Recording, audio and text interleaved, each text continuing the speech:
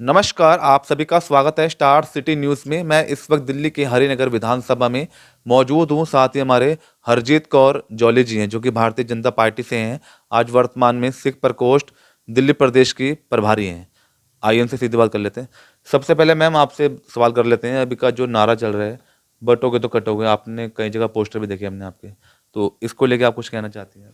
हाँ जी, ऐसे है कि हमारे योगी जी जो हैं, जिन्होंने एक हम लोगों को मैसेज दिया है आम जी। जनता को कि बटोगे तो कटोगे, वो उसमें एक बहुत बड़ी बात छिपी हुई है जो कि लोगों को समझनी चाहिए कि यदि हम सही जगह पे वोट नहीं करेंगे और हम लोग बट कर वोट करेंगे और ऐसे लोगों को पावर में हम ले आएंगे जो लोग कि हम लोगों की सुविधाओं को चोरी करके अपने आप को ऐश इशरत में अपना पैसा लगाएंगे, हमारे ऊपर वो कोई भी खर्चा नहीं करेंगे और ना ही वो कोई ऐसी सुविधाएं देंगे, ना कोई नई बड़ी योजनाएं आएंगी, कुछ भी नहीं होगा, तो हम उन सुविधाओं से कट जाएंगे।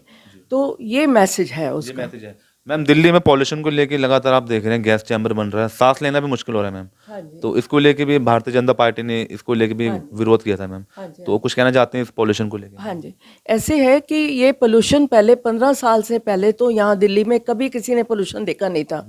जब से ये आम आदमी पार्टी आई है तो इन लोगों ने कोशिश भी नहीं की है कि उसको पोल्यूशन को रोका जाए जो पंजाब से हो रहा है।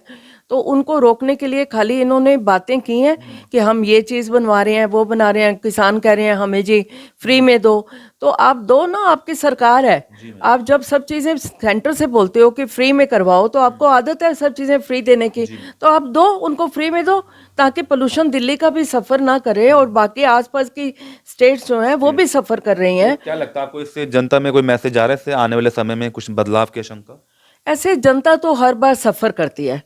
वो मुझे नहीं समझ आ रही कि भाई उनको जब वोट टाइम आता है तो जिस तरह से ये झूठ फैलाता है और उसके बाद ये मुफ्त की रेवड़ियाँ जो बांटता है और लोग जो हैं गुमराह हो जाते हैं, गरीबों को ये लोग। अभी इसने ये कहा हुआ है कि यदि बीजेपी यहाँ पर आएगी, जितने भी लोग कम्युनिटी है उनको सबको दिल्ली से भगा देंगे, तो उनको फ्री के सारी चीज़ें बंद कर देगी सरकार। इस तरह से ना लोगों को गुमराह करता है ताकि लोग जो है ना, मैं काम ना भी करूं तब भी मेरे को वोट देकर मैं यहाँ पर जीतता रहूं। अच्छा, हरिनगर के क्या मुद्दे हैं, बेसिक क्या समस्या है आज की?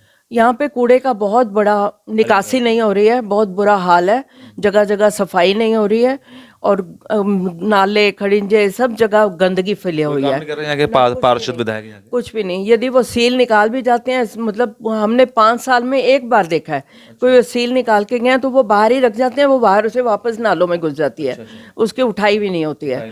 कुछ भी नहीं कर रहे हैं। देखो स्कूलों में बुरा हाल है, स्कूलों का आपको भी मालूम है जो इन्होंने खेल किया है कि इन्होंने बच्चों की पहले कह दिया कि 8वीं तक सारे बच्चों को बिना पढ़े उनको पास करते जाएं, और जब वो 9th में आए हैं तो 9th में वो बच्चे फेल हो रहे हैं, तो एक अटेम्प्ट और देकर उनको स्कूल से निकाल रहे हैं। तो फिर वो बच्चों के माँ बाप ने जो पैसा लगाया है और पढ़ाई पे उन्होंने खर्चे कर रहे हैं और बच्चों के 9 साल की पढ़ाई का भविष्य जो है उनके साथ खेले हैं ये, उनकी पढ़ाई जो है वो बिल्कुल बर्बाद। वो इस समय वो एक ऐसे जगह खड़े हो गए हैं बच्चे, ना तो वो मजदूर है और ना अपने आप को पढ़ा लिखा कह रहे हैं, तो उनके जीवन तो अधर में लटका दिया है केजरीवाल ने।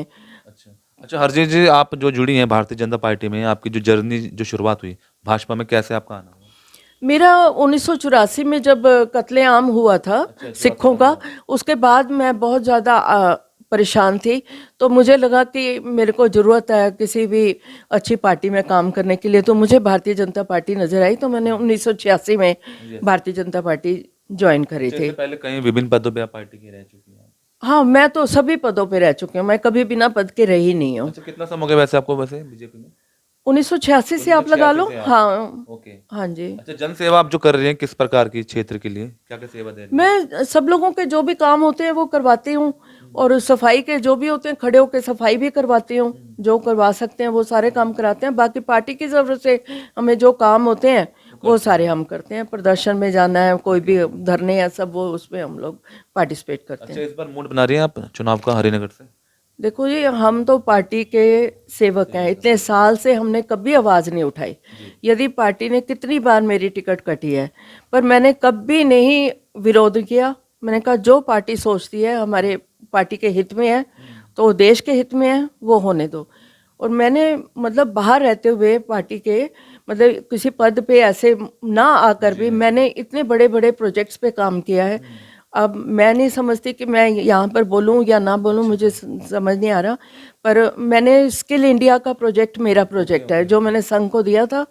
इसी तरह से जो परमाणु बम का विस्फोट हुआ था वो सारा प्रोजेक्ट भी मेरा था। तो इनको तो उस वक्त अडवाणी जी थे, अटल जी की सरकार थी, तो उस वक्त उनको भी नहीं समझ आ रहा था कि ये किस तरह से होगा। हम तो तब मैंने ही उनको सुझाव दिया था कि इस तरह से आप बंजारा विलेज बनाएं, और क्योंकि सैटेलाइट का जो चक्कर है वो 24 घंटे में आता है यहाँ पर, तो आप अपना काम कर सकते हैं। तब पोखरन का वो हुआ था। हाँ जी। फिर पंजाब में पहली बार जो सरकार बनी थी वो भी सुझाव मैंने ही दिया था कि आप उनसे अलाइन करके सरकार बनाएं। और जब हमारी सरकार बनी तभी भी मैंने यही कहा था कि आप सभी दलों को साथ मिलके पहली बार ये मिली जुली सरकार बनाने का जो कॉन्सेप्ट था वो भी मैंने ही दिया था। तो मैं मतलब पीछे रह के ना आगे नहीं आई हूँ कभी भी। पीछे रह के मैं दूसरे लोगों के थ्रू अपने कामों को करवाती रही हूँ। और मैंने कभी ये नहीं सोचा कि मेरे को कुछ मिलना चाहिए।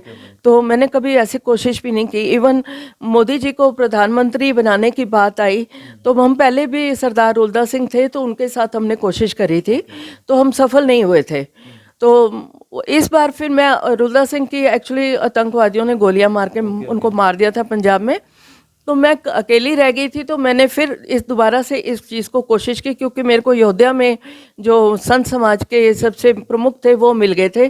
तो उनको मैंने दिल्ली बुलाया, तो मैंने उनको कहा कि आप मेरी कुछ हेल्प करें।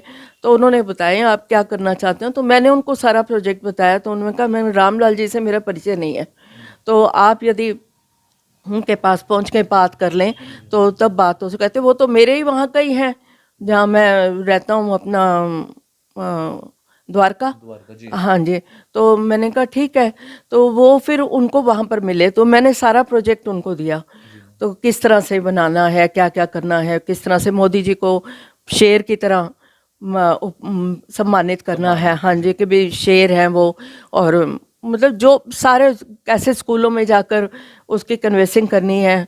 और बहुत बड़ा प्रोजेक्ट है। मतलब वो सारा उनको वो मैंने ही बताया उनको कि कैसे आपने संघ और विश्व हिंदू परिषद दोनों को लेके, क्योंकि पहले हमने खाली संघ के थ्रू करवाया था तो हम सफल नहीं हुए थे। तो इस बार मैंने विश्व हिंदू परिषद को भी साथ में मिलवाया था, अशोक जी सिंगल जी को, स्वर्गीय। तो वो फिर हमारा काम जो है ना सिरे चढ़ गया। लास्ट मोमेंट पे हो गई थी प्रॉब्लम, फिर भी मैंने उनको बोला कि नहीं ये इस तरह से करें, क्योंकि यदि हमने इस देश में अपना हिंदू राष्ट्र बनाना है तो आपको मोदी जी को लाना होगा। ये नहीं कि आप उनकी घोषणा ना करें प्रधानमंत्री की, तो आज जिन लोगों को भूख है मोदी जी की, कल वो भूख नहीं रहेगी। तो आज यदि आप मोदी जी की जगह अडवाणी जी को लेकर आते हैं तो अडवाणी जी के पहले भी अडवाणी जी हार गए थे, तो मैंने कहा दोबारा हम हार जाएंगे, क्योंकि लोग मोदी जी को चाह रहे हैं। उनको एक अच्छा एडमिनिस्ट्रेटर चाहिए जो कि देश को आगे बढ़ाए। और यहाँ पर हिंदुत्व जो हिंदू समाज है वो बड़ी आस लगा के बैठा हुआ है कि हमारी कोई से हो इंडिया में। क्योंकि अभी तक ये हो रहा था कि सारी इम्पोर्टेंस जो है ना वो मुसलमानों को दी जा रही थी, सारी सुविधाएं मुसलमानों के लिए थी, और हिंदू धर्म को खाली इस्तेमाल किया जा रहा था, उनके टैक्स को इस्तेमाल किया जा रहा था, पर उनको कुछ मिल नहीं रहा था। तो उन सबको ये आस थी, और मुझे तो बहुत ज़्यादा आस थी, क्योंकि मैं जब देखती थी ना उनको कि किस तरह से मोदी जी काम करते हैं। एक्चुअली गुजरात में जब जो कुछ हुआ था तो मैंने ही उनको सुझाव दिया था कि आप यहाँ पर जो हो रहा है उसको रोकने के लिए केपीसी गिल साहब जो हैं उनको नियुक्ति करें। तो उन्होंने वहाँ पर उनकी नियुक्ति की थी ब्रजेश मिश्रा जी से बात करके।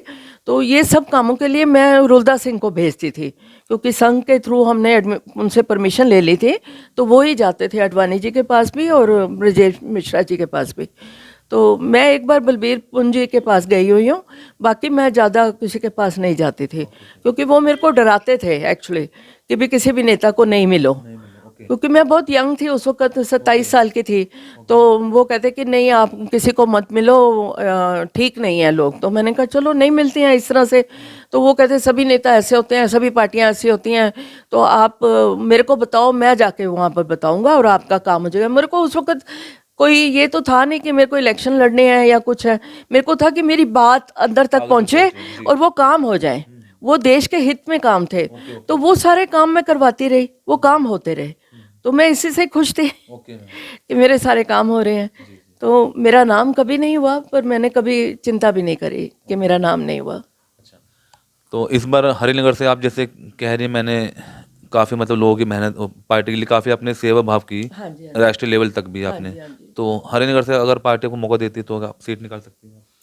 ये तो मेरे को तो पक्का अपने पे विश्वास है कि मैं अपनी पार्टी की बहुत अच्छी कार्यकर्ता हूँ और सभी लोग मुझे प्यार करते हैं, सब लोग मुझे चाहते हैं। तो यदि मिलेगी तो एज ए महिला तो मुझे मौका मिलेगा तो मैं जरूर सीट निकालूंगी। हाँ जी। और क्या दर्शकों को अपील देना चाहती हैं हरजीत जी आप, लास्ट में मैसेज? मैसेज तो यही देती हूँ कि भाई जब आप वोट करें तो ये विचार करके करें कि ये वोट खाली देश के लिए नहीं दे रहे हैं, आप अपने परिवार के लिए भी दे रहे हैं। यदि एक अच्छा एडमिनिस्ट्रेशन आएगा तो आपको हर सुविधा मिलेगी, आपके आसपास का एटमॉस्फेयर ठीक होगा और आप इतने खुशहाल होंगे कि आपको लगेगा कि हमने किसी अच्छे नेता को आगे लेकर आए हैं। जिस तरह कि मोदी जी ने जिस तरह से देश को आगे बढ़ाया है, जितनी उन्होंने मतलब जो लोग सपना देखते थे कि ये कभी काम हो ही नहीं सकते, वो काम मोदी जी ने कर दिए हैं। तो वो इस तरह के यदि आप नेता को लेकर आते हो जिसमें कोई अंदर से आग होनी चाहिए कि नीतियां, कि मैं कोई ऐसा काम करूंगी अपने लोगों के लिए, अपने नागरिकों के लिए जिनसे उनका जीवन अच्छा हो, तो वो ऐसे लोगों को प्रमोट करना चाहिए। मैं नहीं कहती कि मेरे को ही करो, आपको जो मेरे से बेटर नजर आता है उसको करो, पर जिसके पास प्रोग्राम हो जो आपको सुविधाएं दे सके, देश को आगे बढ़ा सके। क्योंकि देखिए एक स्टेट की बात नहीं होती, स्टेट के साथ देश जुड़ा हुआ है, और यदि आप स्टेट अच्छी हो गई आपकी तो उसके बाद तो देश का नाम तो आगे ही होगा। ये चीज़ है। अब जिस तरह से गंदगी पड़ी हुई है तो आप भी देख रहे हैं कि बीमारियां फैल रही हैं, लोग डॉक्टरों के पास 800 9,000 रुपया दे के दवाइयां ले रहे हैं, तो मुफ्त का कहाँ फायदा हुआ है? जो आप दवाइयों में उतना पैसा लगा रहे हो तो कहीं मुफ्त तो कुछ है ही नहीं। और 200 यूनिट तो किसी के यूज होते ही नहीं है, सबकी काफी ज्यादा बिजली होती है और उनका पीछे का भी सारा आगे लगाकर बिजली के बिल बहुत तगड़े आ रहे हैं। पानी कहीं पर फ्री नहीं है, गंदा पानी आ रहा है, बीमारियों से भरा हुआ है। सबको देखो आप, वो हो रही है, पीलिया हो रहा है, जो हाँ जी मलेरिया हो रहा है और ये टाइफाइड हो रहा है बहुत ज़्यादा लोगों को, और ज़्यादा कैंसर इतना ज़्यादा फैल गया दिल्ली में कि जो कि इतनी पहले ऐसी हालत नहीं थी, अब हर घर में कैंसर का मरीज है, ये हालत हो चुकी है। और शुगर वगैरह तो है ही है लोगों की, आपको सुकून है ही नहीं है। तो इस तरह से गंदे एटमॉस्फेयर में लोग सफ़र कर रहे हैं, रह रहे हैं। तो ये मुफ्त की जो राजनीति है इस पे तो बैन लगना चाहिए, क्योंकि इसकी वजह से देखो गरीब लोगों को समझ नहीं है, वो लोग वोट दे देते हैं और सफ़र जो पूरा समाज करता है, क्योंकि उनको समझ नहीं आती कि ये हम मुफ्त में, उनको लगता है बड़ा हम लोगों को मुफ्त, कल किसने देखा है, सारे एक से ही हैं, इस तरह की भावना से वो लोग काम करते हैं। पर इसकी वजह से गलत लोग आ जाते हैं जिनका मकसद है ही नहीं काम का। वो तो है कि जैसे बैठकर जहाँ से भी हमारे कोई अगुवाई हो सकती है, पैसा आ सकता है, वो यही करते हैं, कोई काम नहीं करते हैं। हाँ जी, धन्यवाद आपका। धन्यवाद, थैंक यू। तो ये हमारी सीधी बात हरजीत कौर जौली जी से, स्टार सिटी के साथ मैं जितेंद्र गुप्ता।